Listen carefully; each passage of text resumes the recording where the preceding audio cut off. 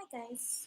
So, this is the first time I'm doing this. I'm quite nervous, but well, I might as well put myself out there.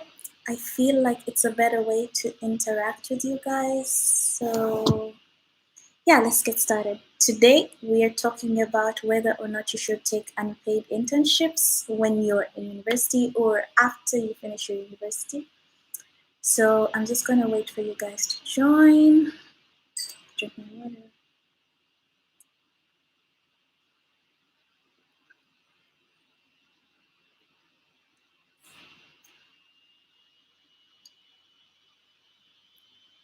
I think the live chat is enabled, so feel free to talk while we are talking about this topic. I'm just gonna write something over here.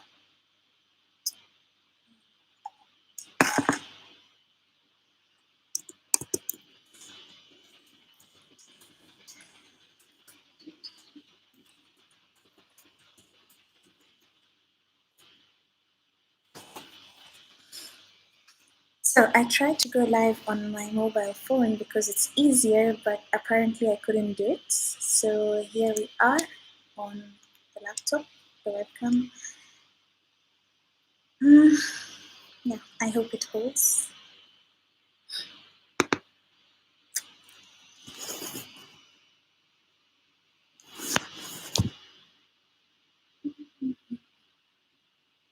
I'm just waiting for people to come in.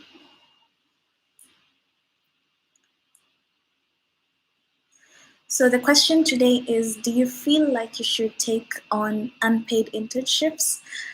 Have you experienced an unpaid internships, or for you is it like I would never do this ever in my life even if I had a gun to my head? Like, did you have a bad experience, or did you know someone who had a bad experience?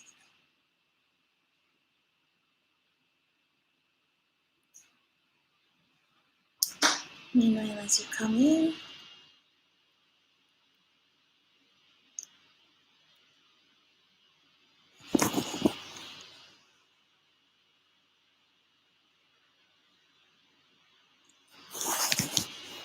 so before you join, I'm going to tell my own personal story.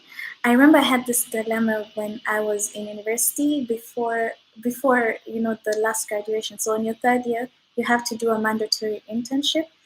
And I remember my classmates and my friends getting paid jobs, or some of them just giving up. But I had a choice. So, would I take a paid job that would give me money but irrelevant experience? Or should I take the internship that I'm being offered that's not going to pay me, but I would get the experience that I need? This question put me under so much pressure because it was like, huh.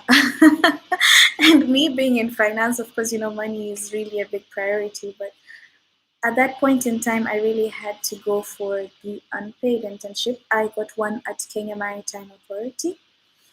I would like to say, for starters, it was an amazing experience for me. I had excellent mentors. I was in the finance department. I was doing things that are relevant to my actual career. And I feel it was such a great benefit to me. I would advise people to try this like at least once in your life, because it's not always about the money. Even though you say you need to get paid and circumstances maybe don't allow you to work for free, but I cannot emphasize enough how much that experience helped me in my journey. Like, for example, I went there and I realized what we're being taught in school and what is actually out there in terms of the applications that you need to use, the actual work that needs to be done is completely different. Like in school, we learn a lot of theory, and when you go out there, you have no clue about how to use, let's say in my case, financial applications, accounting applications, and you're just there like a dummy. Like you have to start from scratch. So sometimes I kind of understand why a lot of companies don't want to give fresh graduates or people who are still in school opportunities at a go, like just hire you and pay you immediately. Oh, but my lashes are coming off. Guys, I don't know how to fix these things. So until my lash lady comes back, whatever, we're going to survive. TZD, I'm just going to take them off. It's not that serious. Anyway, like I was saying, I kind of understand why companies don't want to give young fresh graduates or people who are still in school opportunities off the bat and then pay you, because they have to train you, because they already know. For example, in Kenya, we already know the school system is not giving you the training that you need to actually survive and work in an actual work environment. So this company has to take you, pay you for your lack of experience, pay you for your lack of knowledge, sorry, and then train you. So I got the training that I needed at Kenya Maritime. I'm grateful for that. I do know my friends who went on to do paid internships as well, and it worked out quite well for them. I'm not going to talk down on that. Anyway, coming back to, let's say, a couple of years later, after I finished campus. Oh, dear God, this thing is just bothering me. Can you see it? I don't know. Anyway, after I finished campus, you know when you do really well in your exams, you do really well, pass, get a nice degree. Like for me, I had a second upper, and I had all this pride, like, sasa mimi nimefaulu, and nobody's gonna give me like a shitty paying job. I'm not gonna accept it. I'm not gonna work for free ever again, because I'm literally a genius. And I feel like there's so many people who feel this way, like, oh, I passed, I got a first class, I got second class upper, so I'm the top of the, I'm the creme de la creme. Y'all can tell me nothing. Watch anyone be. The reality on the ground is so different. Like, I remember staying at home for such a long time. I mean, a couple of months, but anyway, it felt like a long time, looking for a job. Hey, like rejection after rejection after rejection, simply because of experience. And in your head, you're like, wait, I was in school doing a full time degree this entire time.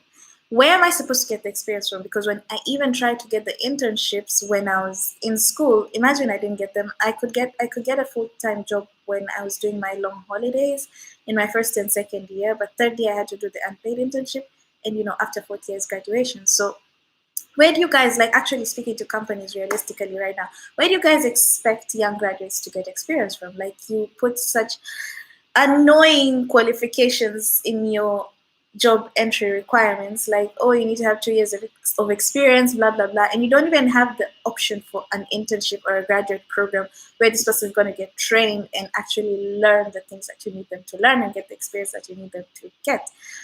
At my time, there were very few companies doing this. I think the big four audit companies had graduate programs. I think Unilever as well, Heineken. I'm not sure about other companies. I'm not sure about Coca-Cola, but yeah. So these are the companies that I was really looking at, and they had these programs. But unfortunately, I didn't make it in.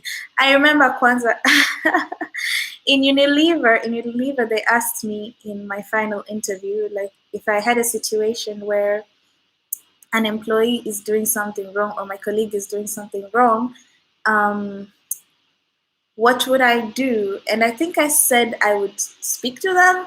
And apparently that's not the correct answer. The correct answer was supposed to be reported to a supervisor. I'm not a snitch. I am no snitch. So first, I believe personally that I would talk to somebody and try to make them see what they're doing is not okay. And then if they don't correct it, then I would report it. But if it's something serious, then of course I would report it. But anyway, that's just me. So I failed that interview. So a few months later, Nilienda Rwanda. I went to Rwanda for my internship with Isaac, and I feel like that experience changed my life. I did a project that was called Micro Enterprise. It was organized by Mastercard Foundation and what's this other thing called TechnoServe. And this was basically teaching people in the university how to run a business, how to, survive in the job market, how to how to say this, like if you're looking for a job, how to get it. If you are trying to start your own business, what are the basics? And this opened up my eyes to the fact that I was teaching people in an actual university who are in their third year studying business and IT, and who have no flipping clue how to start their own business, how to write a business plan, how to make accounting records, how to write a CV, for heaven's sake. Like, sometimes we take these things for granted. We take the education system for granted. We're like, okay, since this person is in uni, then they obviously know. And to such an eye opener for me to realize that, oh, wait, someone can actually be in university and not know any of these things. And actually, that's one of the experiences in my life that shaped me and led me to opening a channel such as this. Because we often assume people know everything, but actually they don't.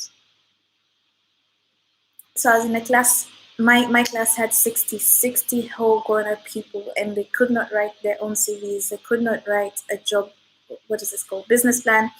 Nothing, absolutely nothing. And they used to ask me like, why would you leave your country and come here to work for free? And I was like, guys, at that point in time, Rwanda's job market was not as oversaturated as Kenya.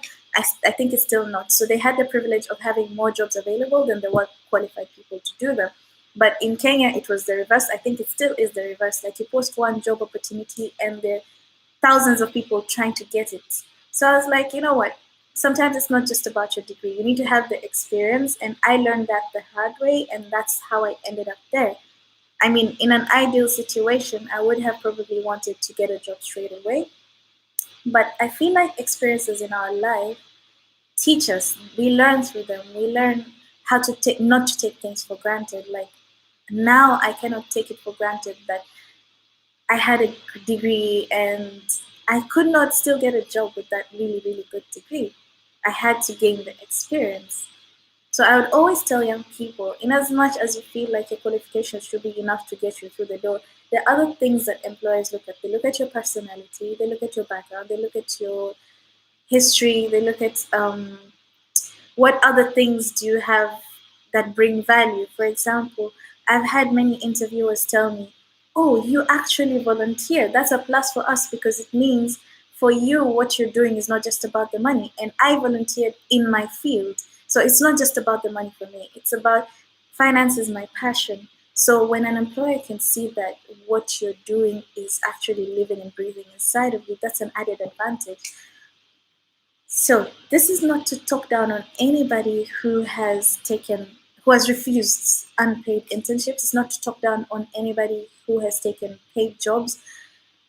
Everybody's experience is different. What I'm trying to say is I wouldn't be here where I am in Hungary right now if I had not started out where I did in ISEC in Rwanda working for free.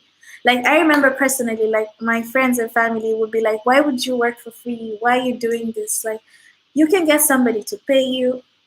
My own mother, my own mother, I know she meant well, but she told me once, like, you can even be a secretary, like, be a receptionist somewhere and at least get the money and then find out how you're going to get paid later.